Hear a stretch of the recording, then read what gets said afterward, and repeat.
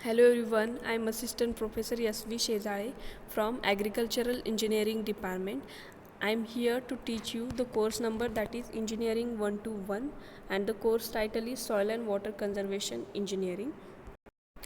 हा जो कोर्स आहे तो स्पेसिफिकली डायरेक्ट सेकंड इयर स्टुडंट्ससाठी डिझाईन केलेला आहे.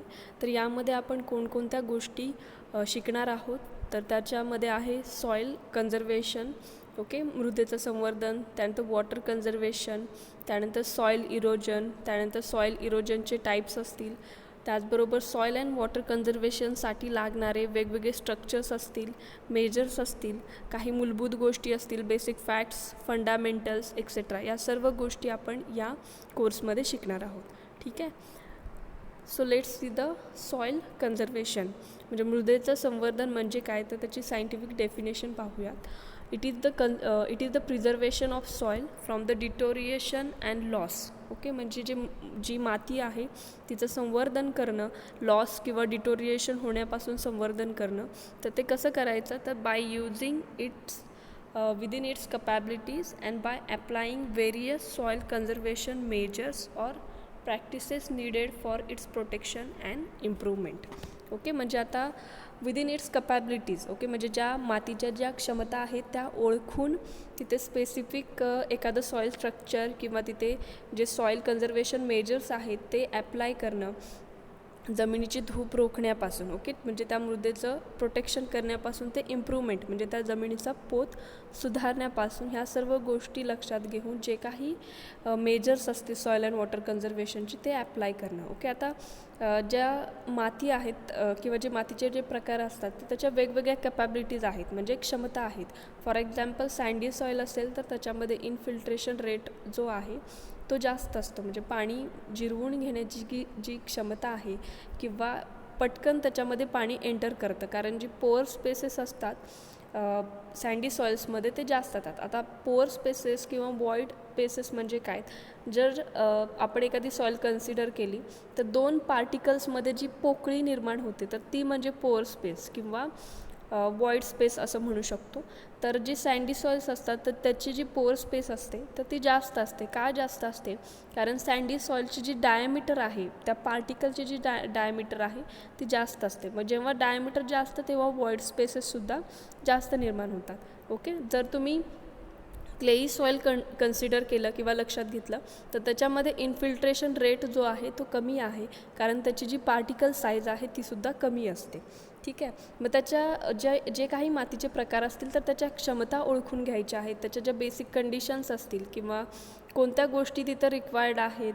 ओके, तर या सर्व गोष्टी लक्षात घेऊन एखादं स्ट्रक्चर किंवा जे काही मेजर्स असतील किंवा उपाय असतील तर ते तिथे ॲप्लाय करणं म्हणजे सॉईल कन्झर्वेशन. ओके, आता पाहूयात वॉटर कन्झर्वेशन म्हणजे काय. Water conservation refers to the preservation, control and development of the water resources, both surface and groundwater, and prevention from the pollution. Okay, आता वॉटर कन्झर्वेशनमध्ये काय होतं, सेम इथे सुद्धा आपल्याला पाण्याचं संवर्धन करायचं आहे किंवा पाण्याची बचत करायची आहे. त्याचवेळी आपल्याला कंट्रोल जो आहे, म्हणजे जे वॉटर डिस्ट्रीब्युशन आहे ते इक्वल व्हायला हवं. ठीक आहे.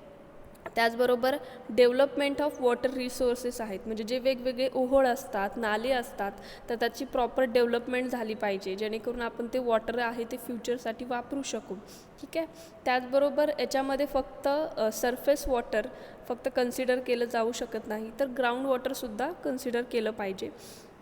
तर आता सरफेस वॉटर म्हणजे काय, जे जमिनीवरून वाहणारं जे पाणी आहे, जसं की नद्यांमध्ये असेल, ओढ्यांमध्ये असेल, नाल्यांमध्ये असेल, ते काय झालं सरफेस वॉटर. आणि ग्राउंड वॉटर म्हणजे काय, the water which is present beneath the earth surface in soil pore spaces and rock fractures. Okay, for example किंवा जर आपण जमिनीचे थर कन्सिडर केले, आता सपोज हा वरचा थर आहे, तर याच्या खाली हा जो थर आहे हा अनसॅच्युरेटेड झोन असतो, म्हणजे तिथे बेसिक आपली जी सॉईल असते ती असते. त्यानंतर जो खालचा जो लेअर आहे तो सॅच्युरेटेड सॉईल असतो, सॅच्युरेटेड झोन असतो. हा जो सॅच्युरेटेड झोन आहे म्हणजे ज्याच्यामध्ये पाणी असतं, ओके, जिथून ॲक्च्युअल पाणी स्टार्ट होतं, तर हा असतो वॉटर टेबल. ओके, आणि याच्या खालचा जो लेअर आहे जिथं रॉक्स असतात किंवा खडक वगैरे असतात, मग त्याच्यामध्ये हार्ड मुरूम असू शकतो, सॉफ्ट मुरूम असू शकतो किंवा वेगवेगळ्या टाईपचे रॉक्स असतात. तर त्याचे जे फ्रॅक्चर्स असतात किंवा त्याच्यामधल्या ज्या तडा असतात किंवा भेगा असतात त्यामधलं जे साठून राहणारं पाणी आहे ते म्हणजे ग्राउंड वॉटर. ओके, त्याचं जर एक्झाम्पल घ्यायचं झालं तर तुम्ही पाहता की उन्हाळ्यामध्ये सुद्धा कधीकधी विहिरींना पाणी असतं. ओके, म्हणजे आपोआप आपल्याला एक्स्ट्रा वरून पाणी सोडावं लागत नाही काही केसेसमध्ये. तर ते जे पाणी आहे तर ते कुठून येतं पाणी, तर ते पाणी जे आहे ते ग्राउंड वॉटर आहे. ओके, म्हणजे तिथल्या आसपासच्या ज्या जो रॉक्सचा लेअर आहे किंवा जो खडकांचा लेअर आहे त्याच्या भेगांमध्ये जे साठणारं पाणी आहे ते वरती येऊन रिचार्ज होतं. ओके, म्हणून विहिरींना काय येतं, पाणी लागतं आपण असं म्हणतो. ठीक आहे, तर ते जे पाणी आहे ते ग्राउंड वॉटरचं एक एक्झाम्पल आहे. ओके, आता आपण पाहिलं की वॉटर कन्झर्वेशन, ज्याच्यामध्ये आपल्याला पाण्याचं प्रिझर्वेशन करायचं आहे, कंट्रोल करायचं आहे. त्यानंतर वेगवेगळे जे वॉटर रिसोर्सेस आहेत त्यांची डेव्हलपमेंट करायची आहे आणि याच्यामध्ये सरफेस आणि ग्राउंड वॉटर दोन्ही कन्सिडर करून ते जे पाणी आहे तर त्यांचं पोल्युशन नाही झालं पाहिजे, दूषीकरण नाही झालं पाहिजे. ओके, या सर्व गोष्टी ज्या येतात त्या वॉटर कन्झर्वेशन अंडर येतात. ओके, आता स्कोप आहे का आपल्याला सॉईल अँड वॉटर कन्झर्वेशनमध्ये ते पाहूयात. Soil and water are the important natural resources and basic needs for the agricultural production.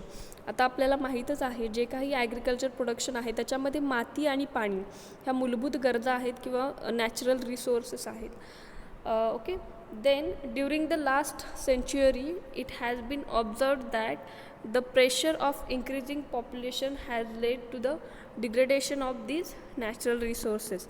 आपल्याला माहीतच आहे की भारतामधली जी पॉप्युलेशन आहे ती डे बाय डे वाढतच चाललेली आहे. ओके, मग त्यामुळे काय झालेलं आहे, या ज्या मूलभूत घटक आहेत जसे की माती असेल किंवा पाणी असेल त्यावरचं जे प्रेशर आहे किंवा ताण आहे तो वाढतो आहे. ओके, ह्या सगळ्या एवढंच जे पॉप्युलेशन आहे तिच्या गरजा भागवण्यासाठी अधिक प्रोडक्शन लागते, बरोबर. त्यामुळे पाण्याचा सुद्धा वापर अधिक होतो आहे. तर या सगळ्यांचं प्रेशर वाढलं जातं आहे.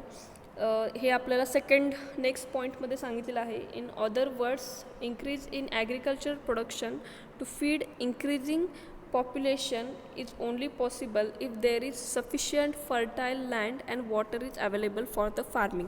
आता एवढ्या सगळ्या पॉप्युलेशनची जी गरज आहे ती भागवण्यासाठी आपल्याला सफिशियंट फर्टाईल लँड हवी आहे आणि त्याचबरोबर सफिशियंट वॉटरसुद्धा फार्मिंगसाठी अवेलेबल पाहिजे. ओके, त्याचबरोबर in India out of 329 million hectare of geographical area 68 million hectare are critically degraded while 107 million hectares severely eroded. Okay, म्हणजे जो आपला टोटल जिओग्राफिक एरिया आहे इंडियाचा तो 329 मिलियन हेक्टर आहे. त्यापैकी 68 मिलियन हेक्टर हा जो एरिया आहे तो ऑलरेडी डिग्रेड झालेला आहे, म्हणजे त्याचा जो दर्जा आहे मातीचा तो कमी झालेला आहे. त्यानंतर 107 म्हणजे 107 मिलियन हेक्टर जी लँड आहे ती अधिक तिची धूप झालेली आहे किंवा ती अधिक इरोड झालेली आहे ऑलरेडीच. Okay, so there is intense need of soil and water conservation. मग आता ह्या सर्व आपण जे प्रॉब्लेम्स जर लक्षात घेतले तर आपल्याला समजून येईल की सॉईल अँड वॉटर कन्झर्वेशनमध्ये खूप स्कोप आहे वेगवेगळ्या प्रॅक्टिसेस डेव्हलप करण्यासाठी किंवा नवीन आयडियाज इम्प्लिमेंट करण्यासाठी सॉईल अँड वॉटर कन्झर्वेशनसाठी. Okay, this can be achieved by proper planning and management of soil and water with the use of advanced technology and measures. Okay, मग आता soil and water conservation आपण कसं करू शकतो, bye proper planning, त्यानंतर management असायला हवं, त्यानंतर वेगवेगळ्या ज्या ॲडव्हान्स टेक्नॉलॉजीज असतील किंवा मेजर्स असतील त्याचा वापर करून आपण ह्या गोष्टी ॲप्लाय करू शकतो किंवा हे जे आपलं ऑब्जेक्टिव्ह आहे सॉईल अँड वॉटर कन्झर्वेशन ते फुलफिल करू शकतो. Okay, then this will generate यामुळे वेगवेगळ्या opportunities soil and water conservation सेक्टर्समध्ये आलेले आहेत किंवा निर्माण झालेले आहेत. त्यामुळे या सेक्टरमध्ये स्कोप भरपूर आहे. ठीक आहे, आता नेक्स्ट डेफिनेशन आहे ती म्हणजे सॉईल कन्झर्वेशन. सॉईल कन्झर्वेशन म्हणजे काय, it involves detachments, transportation and deposition of soil particles from one place to the another place by agencies like water, wind etcetera. Okay, आता डिटॅचमेंट. ओके, डिटॅचमेंट म्हणजे soil particles एकमेकांपासून अलग होणे किंवा त्यांचं विलगीकरण होणे. ओके, तर आता ही डिटॅचमेंट कोणकोणत्या एजन्सीजमुळे होऊ शकते, की जसं की वॉटर असेल, विंड असेल, ओके, पाण्यामुळे होणारं डिटॅचमेंट मातीचं. ओके, त्याचबरोबर ट्रान्सपोर्टेशन, ओके, वाहून जाणे, वाहून नेणे एका ठिकाणाहून दुसरीकडे, आणि डिपॉझिशन, फायनली एका ठिकाणी ती माती डिपॉझिट होते. ओके, किंवा साचून राहते. Okay, then deposition of soil particles एका जागेपासून दुसऱ्या जागेपर्यंत, आणि त्यासाठी ज्या काही वेगवेगळ्या एजन्सीज असतील जसं की वॉटर असेल, विंड. ओके, हे म्हणजे सॉईल इरोजन. ओके, मग बेसिकली तुम्हाला हे लक्षात ठेवायचं आहे की सॉईल इरोजनमध्ये बेसिक 3 स्टेप्स आहेत, त्या म्हणजे detachment, transportation and deposition. Okay, त्यानंतर causes of soil erosion. Soil erosion होण्याची कारणं कोणती आहेत, तर let's see the one by one. First, that is deforestation, म्हणजे अधिक प्रमाणात जे काही फॉरेस्ट असेल, जी काही जंगलं असतील, जंगलतोड करणे. ओके, तर आता त्याच्यामुळे का हे परिणाम करते तर ते पाहूयात. Plant roots hold the soil particles, so deforestation leads to loosening of soil, consequently the soil erosion. Okay, आता आपल्याला माहीत आहे जे काही प्लांटचे रूट्स असतात ते काय करतात, जे सॉईल पार्टिकल्स आहेत ते होल्ड करून ठेवतात. ओके, धरून ठेवतात. त्यामुळे जेव्हा आपण डिफॉरेस्ट्रेशन करतो, जी माती आहे ती लूज होते. ओके, आणि त्यामुळे सॉईल इरोजन होण्याचे चान्सेस वाढतात. ओके, सो हे फर्स्ट रिझन आहे डिफॉरेस्ट्रेशन. त्यानंतर urbanisation, it involves the construction of buildings, roads. Meanwhile there is a huge loss of soil in excavation and transportation which leads to soil erosion. Okay, खूप basic आणि सोप्या गोष्टी आहेत. आता urbanisation मध्ये काय येतं की वेगवेगळ्या बिल्डिंग्स कन्स्ट्रक्ट करणं किंवा रोड्स कन्स्ट्रक्ट करणं, त्यामुळे काय होतं की जी काही माती आहे तिचं मोठ्या प्रमाणात एक्सकॅव्हेशन होतं, म्हणजे खोदकाम जास्त होतं. त्याचबरोबर एका ठिकाणाहून दुसऱ्या ठिकाणी माती खूप प्रमाणात वाहिली जाते, त्यामुळे सॉईल इरोजनचे चान्सेस वाढतात. ओके, त्यानंतर नेक्स्ट आहे फायर. ओके, कधी कधी काय होतं की ॲक्सिडेंटली फायर निर्माण होतात फॉरेस्टमध्ये, तर त्यामुळे सुद्धा अख्खीच्या अख्खी जंगले उद्ध्वस्त होतात. मग परत जी माती आहे ती परत लूज होते आणि अजून सॉईल इरोजनचे चान्सेस वाढतात. Okay, the next is mining. It involves the excavation leads to the soil erosion. Mining म्हणजे काय तर खाणकाम. ओके, ज्या काही खाणी असतात वेगवेगळ्या, जे काही मिनरल्स असतील, गोल्ड असेल, कोल असेल, ओके, एक्सेट्रा, त्याच्या ज्या खाणी असतात कोळशाच्या वगैरे, तर त्यावेळी खोदकाम जास्त प्रमाणात आणि खोलवर केलं जातं, बरोबर, हे मिनरल्स ऑब्टेन करण्यासाठी. त्यामुळे बरोबर आहे, त्यामुळे ऑब्वियसली काय होतं की जी काही माती असेल ती लूज होते आणि तिचं ट्रान्सपोर्टेशन पण जास्त होतं, आणि त्यामुळे सॉईल इरोजन जास्त होऊ शकतं.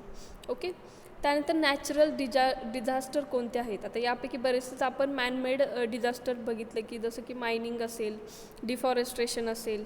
ओके, त्यानंतर अर्बनायझेशन असेल. हे सगळे जे काही डिझास्टर्स आहेत ते मॅनमेड डिझास्टर्स आहेत. ओके, आता नॅचरल डिझास्टर्ससुद्धा रिस्पॉन्सिबल आहेत सॉईल इरोजनसाठी, जसं की स्टॉर्म्स असतील, वादळ येतात कधी कधी, किंवा फ्लड्स असतात, म्हणजे पूर असेल, ड्रॉट्स असतील, ओके, एक्सेट्रा. हे सगळे नॅचरल डिझास्टर्स आहेत, तर त्यामुळे होणारी जमिनीची धूप. ओके, हे सर्व कारणं आहेत जमिनीची धूप होण्यासाठी. ओके, त्यानंतर नेक्स्ट पॉईंट आहे types of soil erosion. Okay, जमिनीच्या धुपीचे प्रकार, बेसिक प्रकार जे आहेत ते 2 आहेत. त्यामध्ये आहे एक्सरेटेड सॉईल इरोजन आणि जिओलॉजिकल इरोजन. ओके, आता याच्यामध्ये आपण फर्स्ट टाईप आपण बघणार आहोत. जो एक्सरेटेड इरोजन आहे, it is in excess of geologic erosion. Okay, म्हणजे जे जिओलॉजिक इरोजन आहे त्याच्या कंपॅरिझनमध्ये एक्सरेटेड इरोजन आहे ते जास्त असतं. And it occurs due to both manmade and natural activities. म्हणजे ज्या काही मॅनमेड ॲक्टिव्हिटीज असतील आणि नॅचरल ॲक्टिव्हिटीज, याचं कॉम्बिनेशन. ओके, कंबाईंडली या जर आपण ॲक्टिव्हिटीज कन्सिडर केल्या आणि त्या भागात जर इरोजन होत असेल तर ते म्हणजे एक्सरेटेड इरोजन. ओके, म्हणजे आणि यात जेव्हा दोन्ही ॲक्टिव्हिटीज कंबाईन होतात त्यामुळे काय होतं की सॉईल इरोजनचा जो रेट आहे तो हाय असतो. ओके, म्हणून याला काय म्हटलेलं आहे की ॲक्सरेटेड इरोजन, म्हणजे अधिक किंवा जलद गतीनं होणारं जमिनीची धूप. ओके, त्यानंतर it is rapid process, obviously, कारण ह्याच्यामध्ये दोन्ही ॲक्टिव्हिटीज आहेत. then various forces involved in this case. So first, that is attacking force of water and wind. Okay, पाण्याचा किंवा वाऱ्याचा होणारा जो अटॅकिंग फोर्स आहे तो, आणि त्याचबरोबर retarding forces which resist the soil erosion. त्याचबरोबर जो रिटार्डिंग फोर्सेस आहेत म्हणजे सॉईल इरोजन होऊ नये म्हणून त्याला जे रेजिस्ट करणारे जे फोर्सेस आहेत ते म्हणजे रिटार्डिंग फोर्सेस. ओके, सो ह्याच्यामध्ये दोन्ही टाईपचे फोर्सेस इन्व्हॉल्व असतात. Okay, now there are two types of accelerated erosion. Okay, याच्यामध्ये ॲक्सलरेटेड इरोजनचे दोन सब टाईप्स पडतात. सो फर्स्ट आहे wind erosion and second one that is water erosion. Okay, याची जी डेफिनेशन आहे ती सेमच आहे, त्याच्या ज्या प्रोसेसेस आहेत त्या सेमच आहेत, फक्त एजंट्स जे आहेत ते चेंज झालेले आहेत. फॉर एक्झाम्पल विंड इरोजन आपण जर कन्सिडर केलं, the detachment, transportation and deposition of soil particles from one place to another by action of wind. Okay, इथे वाऱ्यामुळे होणारी जी जमिनीची धूप आहे त्याचा एक्झाम्पल दिलेला आहे किंवा डेफिनेशन दिलेली आहे. आणि जे वॉटर इरोजन आहे तर याच्यामध्ये जो मेन एजंट आहे तो आहे वॉटर. ओके, डेफिनेशनसुद्धा सेमच आहे. त्यानंतर लास्ट पॉईंट आहे तो म्हणजे geological erosion. It is also called as normal process. Okay, geological इरोजनला नॉर्मल प्रोसेस असं सुद्धा म्हणतात, which occurs due to only natural activities like floods and storms. Okay, जे जिओलॉजिकल इरोजन आहे ते फक्त नॅचरल ॲक्टिव्हिटीजमुळे होणारं जे काही मातीची जी धूप आहे त्याला जिओलॉजिकल इरोजन असं म्हणतात. फॉर एक्झाम्पल फ्लड्स असतील, स्टॉर्म्स असतील, ड्रॉट्स असतील, लँडस्लायडिंग असतील म्हणजे दरड कोसळणे. ओके, अर्थक्वेक्स असतील etcetera. Okay, then it is very slow process. जे जिओलॉजिकल इरोजन होतं हे स्लो होतं. ओके, याची जी प्रोसेस आहे ती कमी गतीची असते. त्यानंतर it contributes to the soil formation and distribution over the earth surface. आता जे जिओलॉजिकल इरोजन आहे याच्यामध्ये जरी जमिनीची धूप होत असेल तरी यामध्ये सॉईल फॉर्मेशनसुद्धा होतं, म्हणजे माती निर्मिती होणं मातीची, त्याचबरोबर डिस्ट्रीब्युशन होणं मातीचं all over the earth surface. तर या गोष्टी जिओलॉजिकल इरोजनमध्ये येतात. ओके ओके, इथे आता आपलं लेक्चर संपलेलं आहे. Thank you for listening.